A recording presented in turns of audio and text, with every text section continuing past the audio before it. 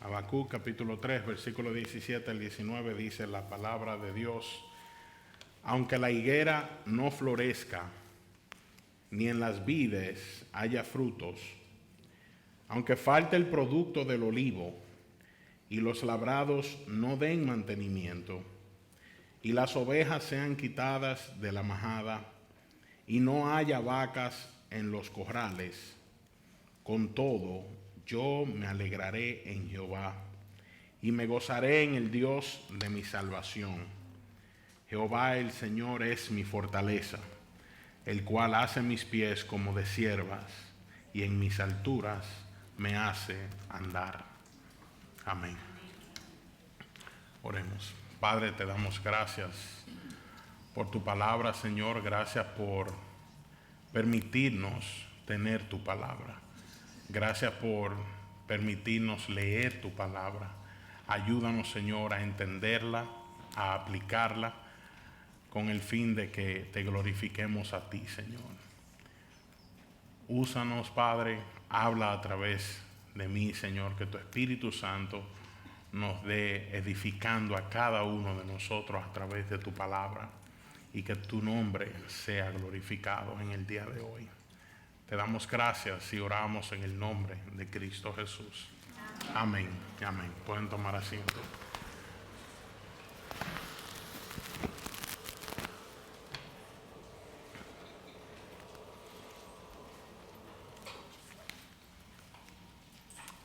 En la porción que acabamos de leer,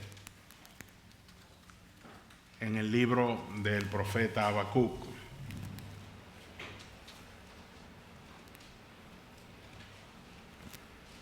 la cual fue escrita por el profeta, es una porción interesante, es un libro interesante, corto, 3 capítulos, pero bien interesante porque es un libro profético, lo cual normalmente es un libro que capta el profeta hablándole al pueblo. En este caso, es el profeta teniendo una conversación con Dios, está hablando con Dios. Y en el capítulo 1 vemos que él cuestiona o pregunta a Dios sobre ciertos temas y sobre ciertas cosas que han de suceder. Luego el Señor le responde, le da respuesta, y él vuelve a cuestionar al Señor, vuelve a preguntar,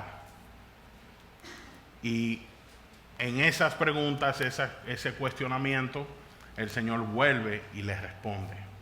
Ya en el capítulo 3 vemos que el profeta toma otra actitud de cómo comenzó cuando abrió el primer capítulo. Se quejaba por las cosas que iban a suceder, por las que habían sucedido.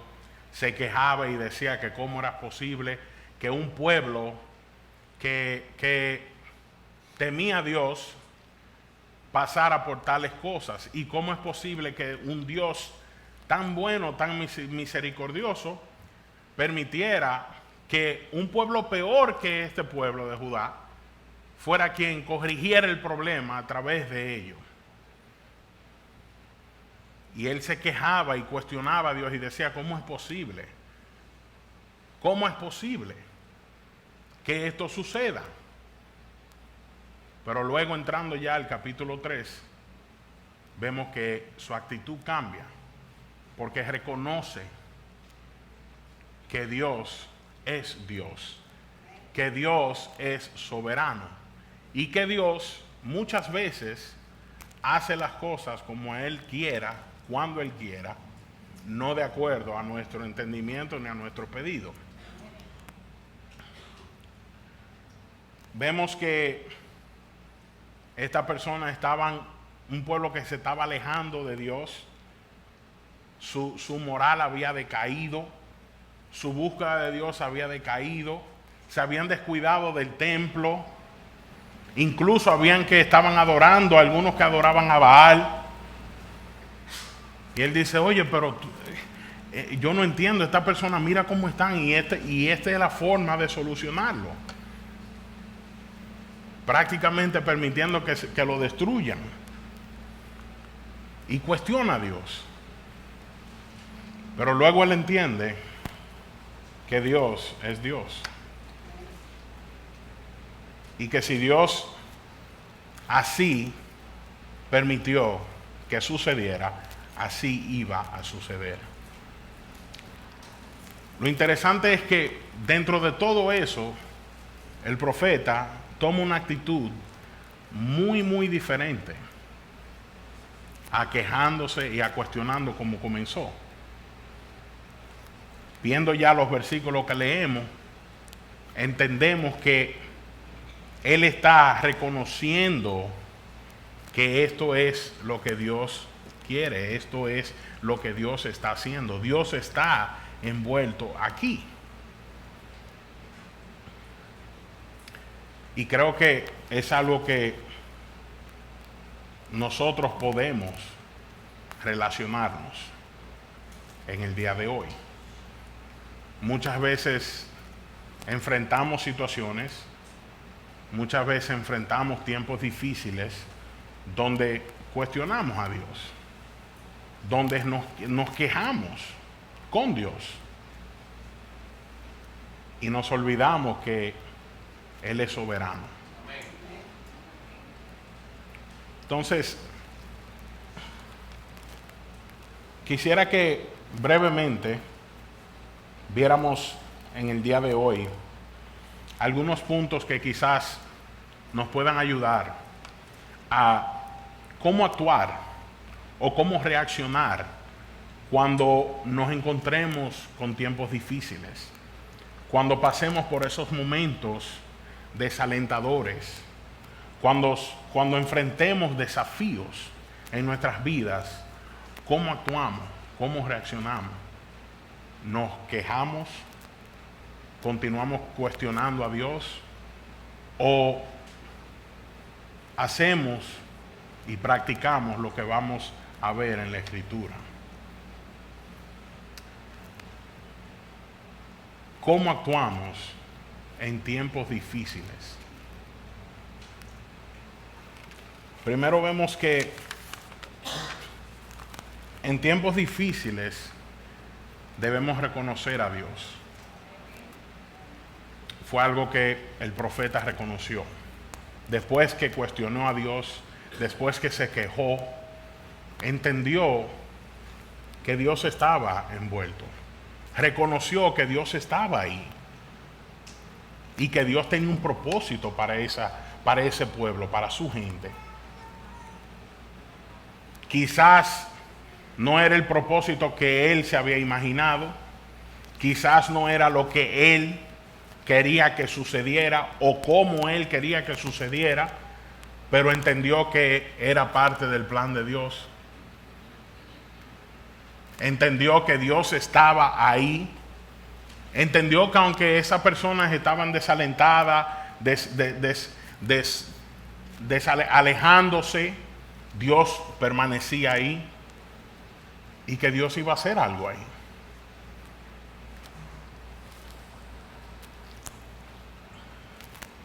Él reconoció que Él estaba en medio de ello. Si vemos los versículos anteriores, vemos cómo Él comienza y dice en el versículo 13, saliste para socorrer a tu pueblo, para socorrer a tu ungido, traspasaste la cabeza de la casa del impío, descubriendo el cimiento hasta la roca, horadaste con sus propios dardos la cabeza de sus guerreros, que como tempestad acometieron para dispersarme, cuyo regocijo era como para devorar al pobre encubiertamente.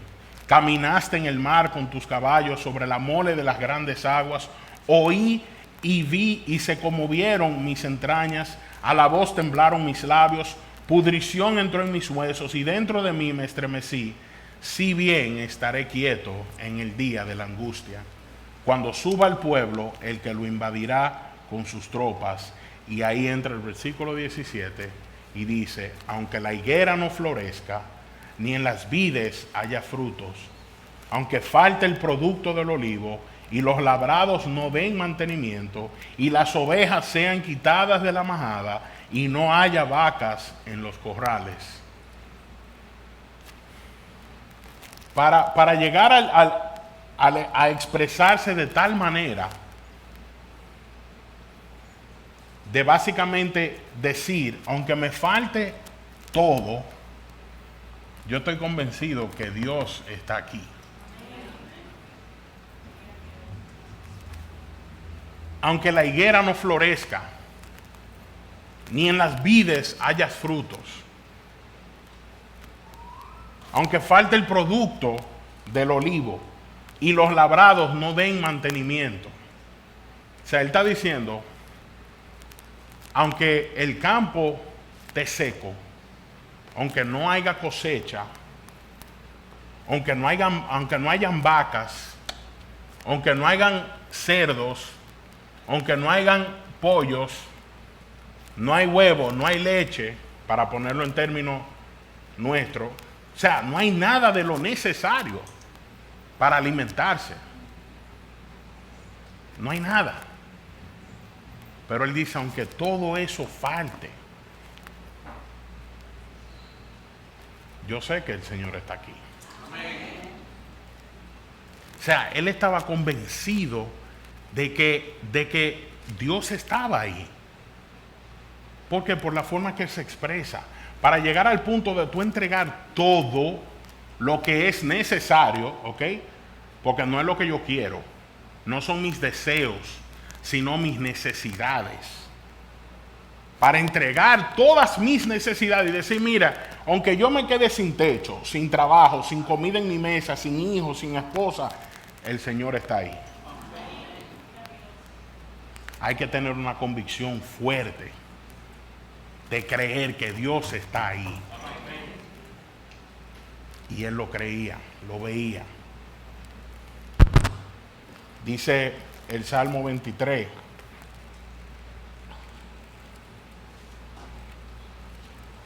Salmo muy conocido. Salmo 23, versículo 4. Dice, aunque ande en valle de sombra de muerte, no temeré mal alguno. ¿Por qué? Porque tú estarás conmigo. ¿Quién estará con usted? El Señor. Porque tú estarás conmigo, el salmista hablándole a Dios. Tu vara y tu callado me infundirán aliento. Entonces, él está diciendo, mira, aunque yo me quede sin nada de eso, yo sé que Dios está ahí. Yo sé que Dios está ahí. Yo estoy convencido de que el Señor está conmigo. Y qué tanto nos parecemos, ¿verdad? Que muchas veces cuando encontramos problemas y enfrentamos dificultades, si somos honestos, y les soy honesto, humanamente hablando, no es la actitud, es la contraria. Es como él comenzó el libro, cuestionando y quejándose. Señor, pero ¿por qué tú estás haciendo esto? Pero yo te adoro, yo te alabo, yo te sirvo, mi familia te sirve. ¿Qué está pasando? Yo vivo una vida para ti. ¿Por qué? Muchas veces esa es nuestra actitud, la autojustificación, el querer ver las cosas resueltas como yo quiero que se resuelvan. Pero a veces Dios no quiere eso. A veces Dios tiene otro plan para que tú reconozcas entonces que Él está ahí. Cuando las cosas van bien, las actitudes son muy buenas. Gloria a Dios, aleluya, amén. Un tripletazo.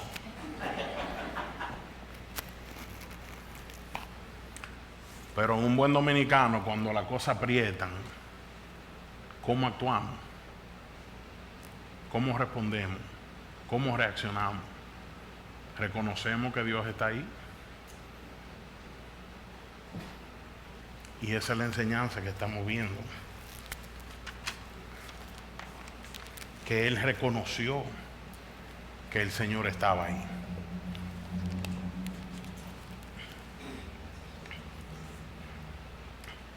Isaías 41, versículo 10 dice: no temas, porque yo estoy contigo. No desmayes, porque yo soy tu Dios, que te esfuerzo. Siempre te ayudaré, siempre te sustentaré con la diestra de mi justicia. Ahí no dice si te portas bien. Ahí no dice si oras 7 veces al día. Ahí no dice a veces. Dice siempre, siempre te sustentaré. La única implicación que ese siempre tiene, que es la más importante, es Cristo. Si estás en Cristo, si tienes a Cristo en su vida, si le sirves al Señor, le perteneces a Él, Él siempre te sustentará, siempre te ayudará, siempre te guardará, siempre estará contigo, donde quiera que tú vayas.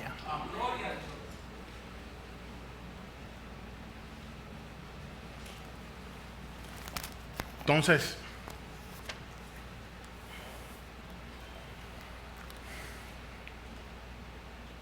aunque usted, Dios no lo quiera, pierda su trabajo,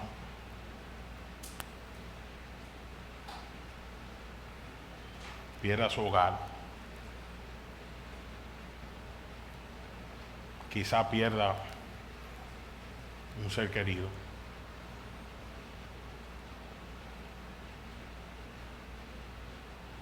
reconocerá que Dios está ahí. Y con esto no quiero decir que no nos desalentemos, que no tengamos sufrimiento, que no lloren. No, eso no es lo que quiero decir. Porque somos humanos y reaccionamos, tenemos sentimientos, tenemos emociones, no somos perfectos. Van a haber cosas que nos van a afectar. Pero dentro de todo eso, del lloro, del desaliento, reconocer que Dios está ahí. Cuando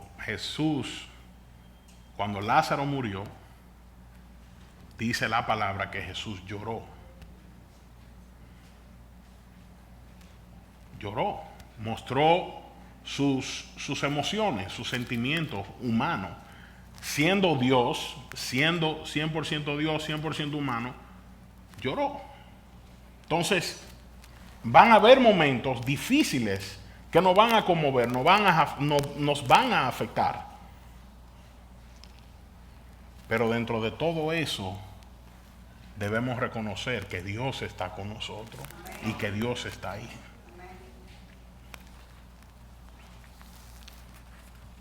Vemos además que aparte de reconocer a Dios, ahí vemos que el profeta reconoció a Dios, y al reconocer a Dios en el asunto, dice el versículo 18, con todo, hablando de lo que él ya describió, aunque me falte la vaca, la tierra, etcétera, con todo ese dolor, con toda esa pérdida, con toda la escasez, con todo, yo me alegraré en Jehová y me gozaré en el Dios de mi salvación. O sea, la convicción que hay permite el reconocer a Dios en el asunto, el reconocer que Dios está ahí, tener esa convicción nos permite alegrarnos en Jehová, nos permite gozarnos en el Dios de nuestra salvación. Ahora,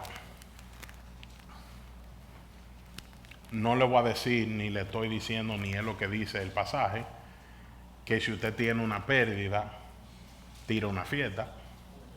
Obviamente eso no es lo que está implicando. O sea, Dios no lo quiera, pierdo mi trabajo, no vaya a mi casa, amores, perdí el trabajo, pon ropa, pon comida, vamos a hacer de todo aquí, vamos a tirar una fiesta, perdí el trabajo, me botan, pero Dios es bueno. O sea, Dios es bueno. Pero la actitud no es que dice ahí alegre y gozado, no es esa que brinque y baile y yo, no. O sea, lo que se refiere ahí es que tu alma esté bien. Y hay un himno que dice así: está bien con mi alma. It is well with my soul. O sea, el tú reconocer que puede enfrentar o va a enfrentar o está enfrentando o ha perdido ya, o ha sido afligido, afectado, o ha sido dolorido, está sufriendo, en ese momento tú puedes alegrarte en el Señor, tú puedes gozarte en el Señor. ¿Por qué? Porque tu alma está bien, porque tú sabes que el Señor está contigo. Y eso es lo que está diciendo. O sea, yo me alegraré en Jehová, yo me gozaré en el Dios de mi salvación. ¿Por qué? Porque él ha entendido que el trabajo, la fruta, la vaca, son cosas mínimas, son necesarias, ¿verdad? Son necesarias, hay que comer, hay que mantenerse, pero comparado con Dios y con la salvación, son mínimas. Y aún más por eso se puede alegrar. ¿Por qué? Porque aunque todo eso me falle, o lo pierda, o lo enfrente, yo sé que Dios está conmigo. Yo sé que Dios, nada, ni nadie me podrá separar del amor de Dios que es en Cristo Jesús. Nadie nos podrá arrebatar de sus manos. Si le perteneces a Cristo, eres de Dios. Y por más que tú enfrentes, por más cosas que vengan en contra, nada te podrá separar del amor de Dios.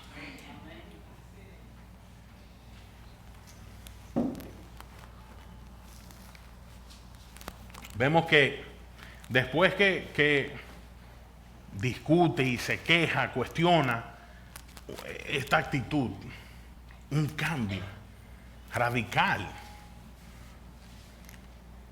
porque reconoció que el Señor estaba ahí. Fue convencido que el Señor estaba ahí. Y al ver eso se alegró en el Señor, se gozaba en el Señor, se gozó en el Señor.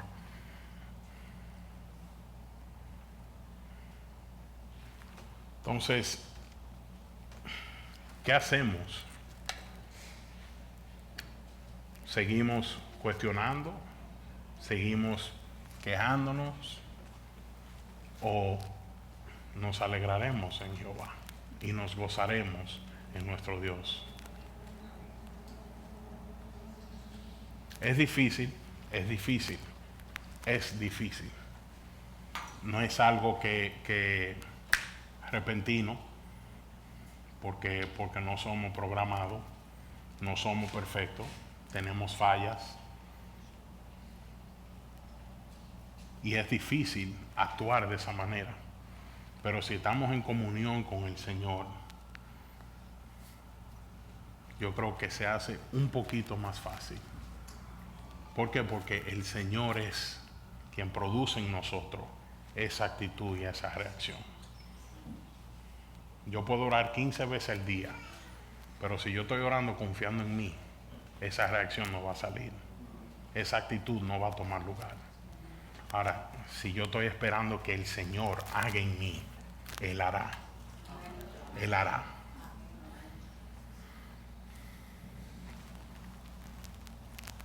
Romanos capítulo 5.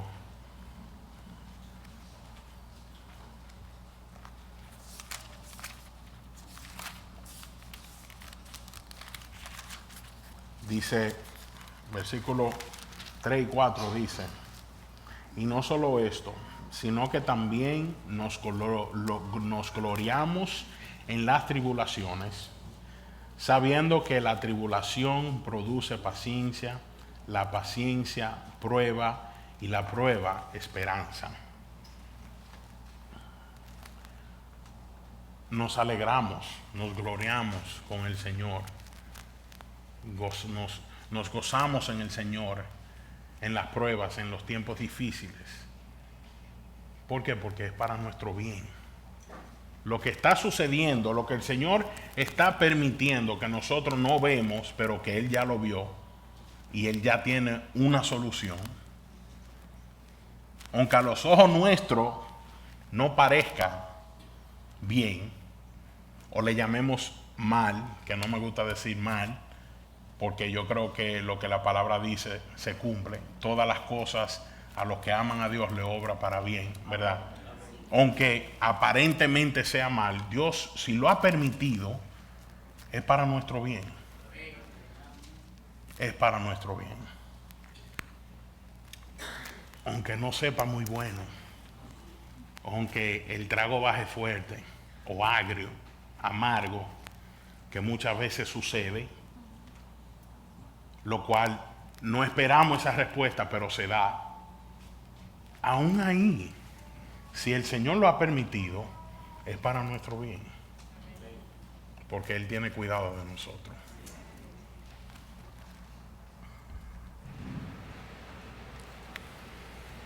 Él estaba confiado,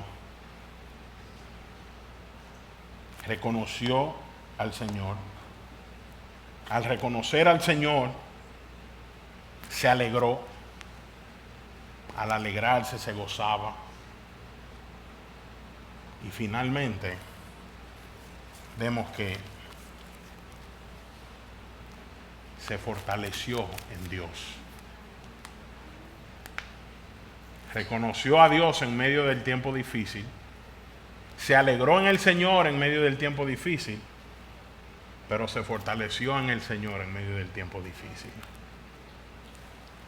Dice el versículo 19, Jehová el Señor es mi fortaleza, el cual hace mis pies como de ciervas y en mis alturas me hace andar.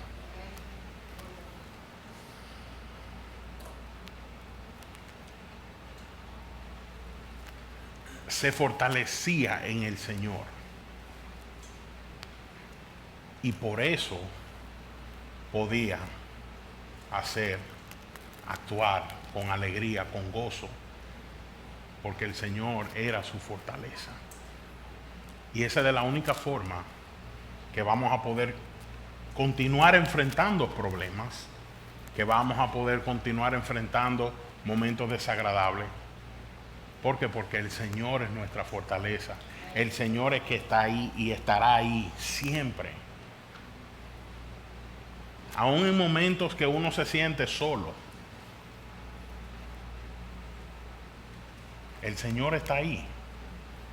Él es nuestra fortaleza. Él renueva nuestras fuerzas.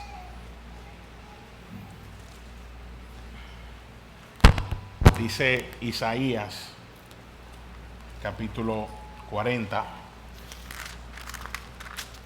versículo 31, dice, pero los que esperan a Jehová tendrán nuevas fuerzas, levantarán alas como las águilas, correrán y no se cansarán, caminarán y no se fatigarán. ¿Por qué? Por el Señor, porque Él es nuestra fuerza. Espera en Él y Él te renovará tus fuerzas. Espera en Él y Él te ayudará a andar. Y Él lo sabía, el profeta lo sabía. Sabía, estaba convencido. Con todo lo que el pueblo pasó, con todo lo que Él vio, con todo lo que Él veía que iba a suceder, se confió en Jehová. Entendió que Dios estaba ahí, estaba trabajando ahí, tenía propósito ahí. Se alegró en él, se fortaleció en él. Y dice que el cual hace sus pies como de siervas. Interesante eso que usa el profeta ahí, porque siervas se refiere es un venado, un animal, a deer, okay? Y él dice, el cual hace mis pies como de sierva. Se refiere a las siervas porque las siervas, los venados, los pies de los venados, las pezuñas, tienen un grip, un agarre tremendo, firme, y por eso ustedes ven que escalan montañas, bajan bosques, valles, por eso, porque tienen los pies sumamente firmes. Y él dice, el cual hace mis pies como de siervas, y en mis alturas me hace andar. Entonces, al tener los pies firmes en el Señor, en Jehová, en su fortaleza, puede andar, puede enfrentar esos momentos, puede enfrentar esos problemas. ¿Por qué? Porque está firme en el Señor,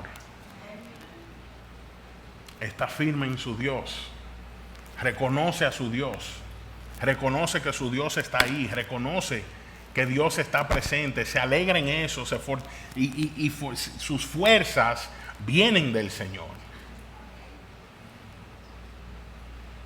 Entonces,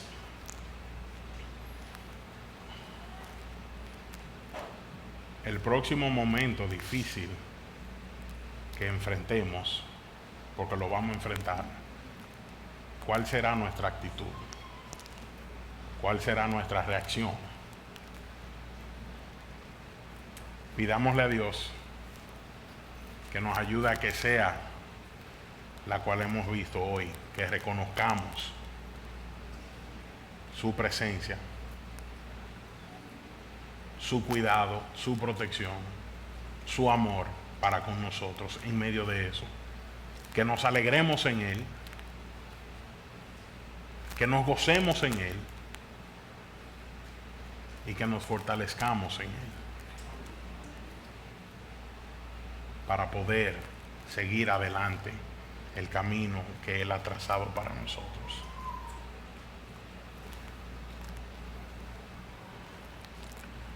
Filipenses, y con esto vamos a terminar. Capítulo 4, versículo 13, dice, todo lo puedo en Cristo que me fortalece. Todo lo puedo en Cristo que me fortalece. Pero quiero que leamos del versículo 8, del versículo 10.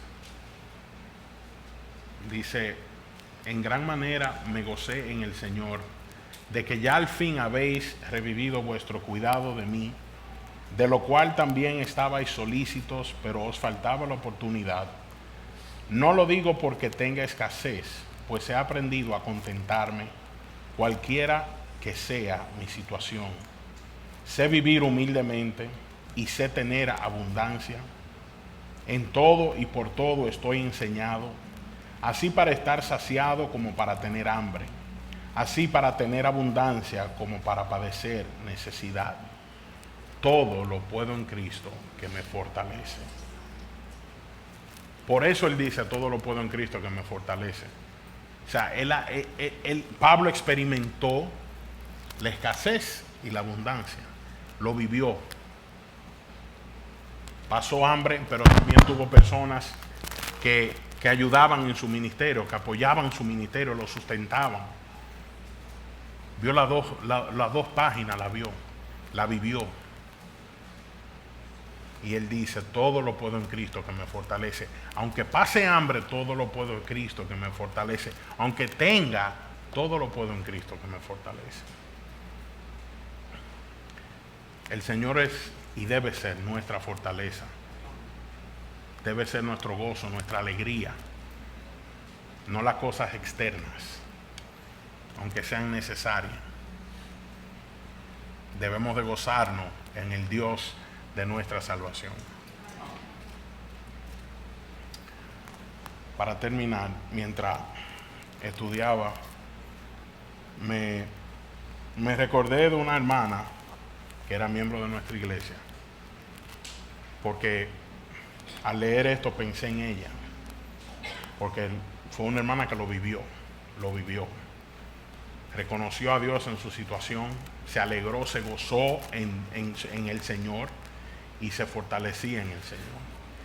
Y no sé si ustedes se recuerdan de ella, nuestra hermana María Santana, que murió hace algunos años. Estaba bien, estaba sana y de repente le declararon un cáncer y no duró ni 4 meses. Y sabía que iba a venir eso. Sabía que tenía su tiempo contado. Pero aún con todo eso, reconoció que Dios estaba ahí. Se alegró en el Señor, se gozó en el Señor y se fortaleció en el Señor. Cada vez que nosotros íbamos, estaba alegre, gozosa, aún en su dolor, que la llegamos a ver muchos de aquí en dolor, oraba, adoraba al Señor. Y no solo cuando iban los hermanos de la iglesia, sino sola, con su familia, hacía lo mismo. Dio un testimonio vivo, aún en su lecho de muerte. Que el Señor nos ayude a tener esa actitud, a reaccionar de esa manera, reconociendo que no importa lo que enfrentemos, no importa lo que perdamos, Dios sigue siendo Dios y Dios sigue siendo soberano y Dios sigue teniendo toda la gloria y toda la honra. Quizás estás aquí y te preguntas, bueno, yo no conozco a Dios. ¿Qué de mí? El Señor te toma en cuenta. Y el Señor puede perdonarte, puede perdonar tus pecados y puede salvarte y le puede pertenecer a Dios. Que el Señor nos ayude a tomar una actitud y una reacción, una vida que a Él le agrada, aunque suframos, pero que le agrade a Él.